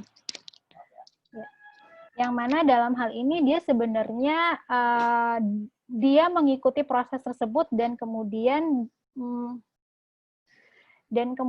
dia melakukan proses menyatakan si pelaku ini guilty or not guilty aja. Jadi kalau dari sisi hakim dalam hal ini dalam hukum dalam civil law, hakim itu kan jadi orang yang memeriksa, orang yang memimpin proses pemeriksaan perkara tersebut, dan yang mana penuntutnya kan adalah jaksa. Jaksa kemudian meyakinkan hakim apakah si pelakunya ini memang, si terdakwa ini memang melakukan tindak pidana, misalnya pembunuhan. Yang diyakinkan oleh si penuntut umum itu adalah hakim. Kemudian dari situ hakim dia memutuskan bahwa dia bersalah dan kemudian dipidana misalnya 12 tahun penjara. Kalau juri dalam sistem common law, dia adalah orang biasa yang diundang dalam proses peradilan yang kemudian dia menyatakan orang ini guilty or not guilty. Jadi si jaksa penuntut umum, dia meyakinkan juri untuk menyatakan si pelaku ini, si terdakwa ini bersalah atau enggak. Tapi yang kerjaannya hakim dalam hal ini dia meng-guide si juri. Jadi yang akan menjelaskan terkait dengan hukumnya itu adalah hakim. Hakim akan menjelaskan kepada juri. Jadi juri menurut hukum di negara kita, Korea, si orang ini menurut kalau pasal 338, taruhlah pembunuhannya 338 ya, dia harus menghilangkan nyawa orang lain dengan kesalahan seperti ini. Kemudian si juri hanya melihat fakta hukumnya, fakta-fakta kasus tersebut untuk menyatakan dia guilty or not guilty. Si hakim kemudian yang menyatakan dia dihukumnya 10 tahun kah, 12 tahun kah, atau 15 tahun kah. Jadi dalam hal ini si jaksa dia meyakinkan juri si terdakwa ini guilty or not guilty. Si pengacara dari si terdakwa dia akan meyakinkan si juri bahwa si pelaku ini nggak melakukan tindak pidananya, atau dia melakukan tindak pidananya dengan alasan-alasan tertentu yang bisa diterima oleh hukum dan segala macam. Jadi juri dalam hal ini dia berfungsi sebagai lay judges. Jadi maksudnya orang yang membuat putusan hukum yang berasal dari orang yang nggak mengerti hukum. Jadi dia hanya melihat fakta tersebut dari persidangan itu aja. Itu yang membuat proses di common law itu agak berbeda dengan yang ada di civil law. Sehingga memang di common law itu dia untuk tindak pidana yang berat-berat dia memerlukan juri, yang mana untuk proses mengundang juri itu sebenarnya butuh waktu dan biaya yang sangat besar. Namun prosesnya jauh lebih dianggap adil karena ada banyak pihak yang tidak mengerti hukum dan tidak tahu terdakwa sama sekali, tidak punya kepentingan apa-apa sama sekali, yang menyatakan guilty or not guilty-nya. Jadi tidak terbatas pada 3 hakim ini saja. Jadi keputusan itu tidak hanya terbatas pada 3 orang yang diyakinkan, tapi ada banyak pihak di luar hukum yang kemudian menyatakan dia lebih objektif aja gitu. Cuman biayanya sangat mahal. Karena untuk menghadirkan banyak orang berkali-kali dalam persidangan itu tidak murah. Gitu, Yuki. Kamu suka Korea ya? Iya, beberapa nonton drama Korea yang bertemakan hukum, Bu. Jadi kayak bingung sendiri kenapa ada juri di dramanya, Bu. Secara kan di peradilan Indonesia cuman hakim yang memutuskan. Iya. Saya juga suka drama Korea dan saya juga suka membaca dan saya juga suka menonton film-film lain yang hukum. Tapi memang terkait dengan apakah kemudian adanya juri itu lebih mendatangkan kepastian hukum atau enggak, apakah kemudian juri itu misalnya perlu juga kita terapkan di Indonesia atau enggak, itu tadi ada kontroversinya. Mungkin akan memberikan keadilan yang lebih baik, tapi biayanya akan jauh lebih mahal. Bahkan di negara-negara common law pun tidak semua kasus-kasus hukum itu perlu juri. Untuk kasus-kasus yang simpel, itu nggak perlu juri. Tapi untuk pembunuhan berat, yang kejam misalnya, itu baru perlu juri. Jadi hanya untuk tindak pidana yang berat perlu juri. Kalau yang simpel nggak perlu juri. Dan bahkan di beberapa negara common law, dia sudah tidak lagi menggunakan juri, karena memang mahal. Jadi nggak semua negara juga yang masih mempertahankan juri, meskipun dia adalah common law system. Itu Yuki, mungkin jawaban dari saya terkait dengan juri. Ada lagi yang mau bertanya terkait dengan hukum acara pidana? Ada. Siapa itu? Herlin, Bu. Herlin, oh ya Herlin. Ya, saya ingin bertanya, Bu, tentang surat dakwaan. Halo? Ya, halo Herlin. Lanjut. Nah, jadi kan, Bu, saya baca dakwaan campuran itu kan Suaranya putus-putus nggak sih, Herlin?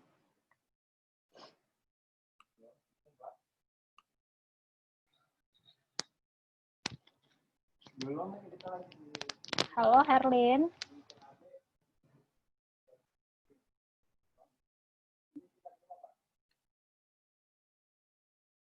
Halo, Herlin. Emang hilang ya suaranya ya? Keluar dia, Bu. Mungkin karena sinyal. Jaringan kali ya.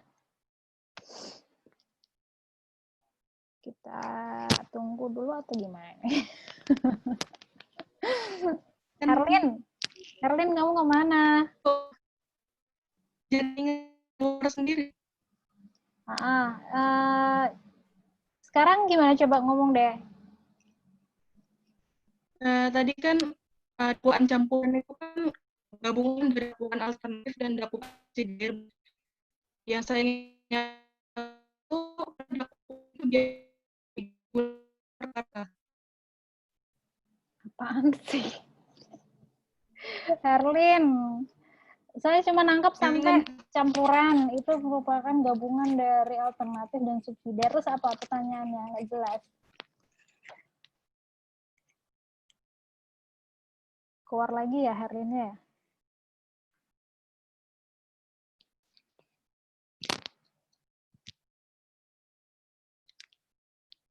Halo Herlin.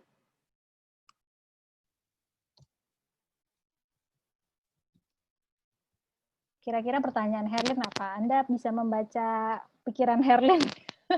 Halo? Ya, Herlin. Bu, ini yang saya tanyakan, kenapa perkara narkotika itu biasanya digunakan di dalam dakwaan atau campur?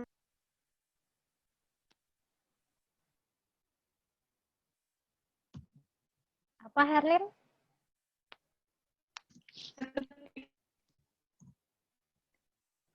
Atau coba via chat aja nanyanya. Ya, mungkin bisa diketik aja kali, Herlin. Kapan kira-kira surat dakwaan campuran ya, maksudnya, digunakan? Itu enggak sih? Bu.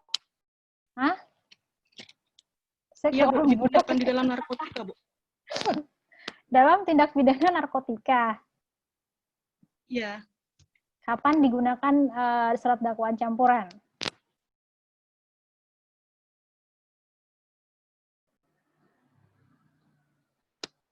Astagfirullah, kemana Herlin?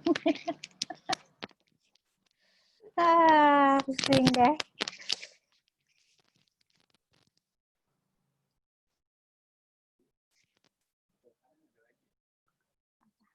Kan? Oh ya udah.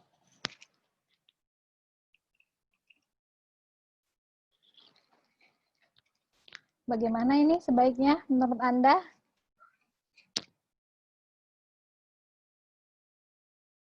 Kenapa tindak pidana narkotika masuk ke dakwaan kombinasi? Did I mention that before? Kenapa tindak pidana narkotika masuk dalam dakwaan kombinasi?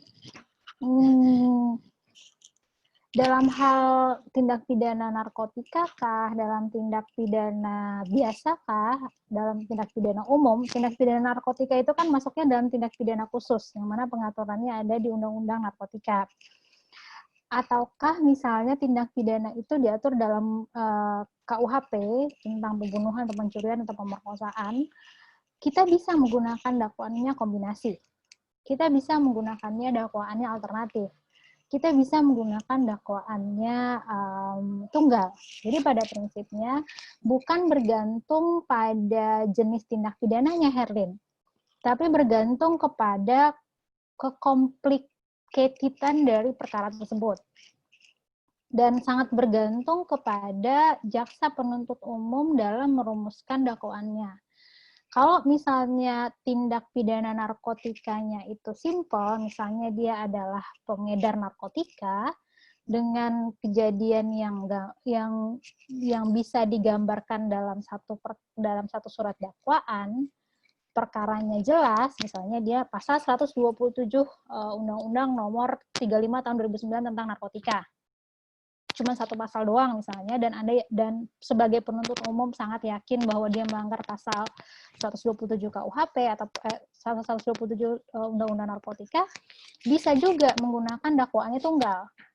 Atau kalau misalnya memang merasa bahwa dakwaan tunggal ini mungkin sulit untuk dibuktikan, maka penuntut umum bisa membuatnya menjadi dakwaan alternatif. Misalnya pertama, dia adalah melanggar pasal 114 Undang-Undang Narkotika sebagai pengedar, yang memiliki, dan kemudian pasal 127 sebagai pengguna misalnya. Jadi bisa dibuatnya itu bisa dibuatnya itu subsidiaritas.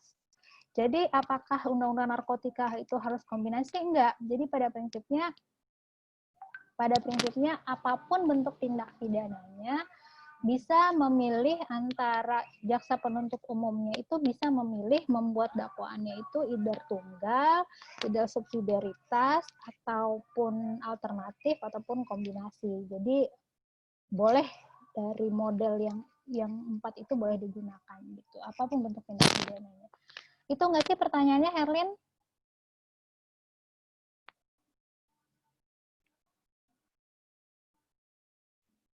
Halo, Herlin?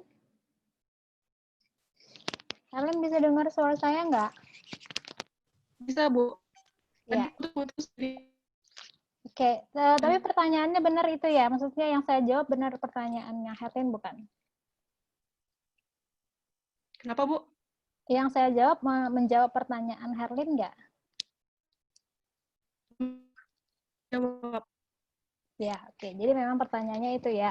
Jadi pada prinsipnya tidak bergantung pada tindak pidana apa yang kita dakwakan, tapi bergantung kepada kekomplikasian dari kasus yang ada di hadapan Anda sebagai jaksa penuntut umum.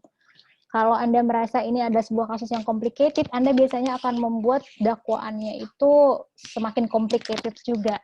Membuatnya semakin banyak subsidiar, lebih subsidiarnya itu semakin banyak. Atau Anda mungkin bahkan membuatnya menjadi kombinasi subsidiar, dan kemudian dialternatifkan dengan undang-undang yang lain juga. Jadi memang semakin complicated perkaranya, biasanya dakwaannya pun akan lebih complicated gitu. Dan pembuktiannya juga menjadi lebih complicated. Tapi kalau sebuah perkara pidananya itu sederhana, biasanya dakwaannya pun jadi sederhana. Terlibat banyak orang, pasti dakwaannya jadi lebih complicated gitu kira-kira. Itu mungkin menjawab pertanyaan Herlin. Teman-teman yang lain ada pertanyaan terkait dengan surat dakwaan atau pra penuntutan atau pra peradilan? Kita masih ada 1 kali pertemuan lagi minggu depan sebelum UTS. Jadi saya berharap sebelum UTS kita bisa menyelesaikan terkait dengan persidangan. Kalau tidak ada pertanyaan, mungkin kita tutup pertemuan kita hari ini dengan mengucapkan hamdalah, alhamdulillahirabbil alamin. Semoga apa yang sudah kita lakukan hari ini bermanfaat dan menjadi amal ibadah bagi kita semua. Amin. Amin. Saya tutup. Assalamualaikum warahmatullahi wabarakatuh. Waalaikumsalam warahmatullahi wabarakatuh. Terima kasih, Bu. Oke, sampai ketemu lagi insya Allah minggu depan ya. Ya, Bu.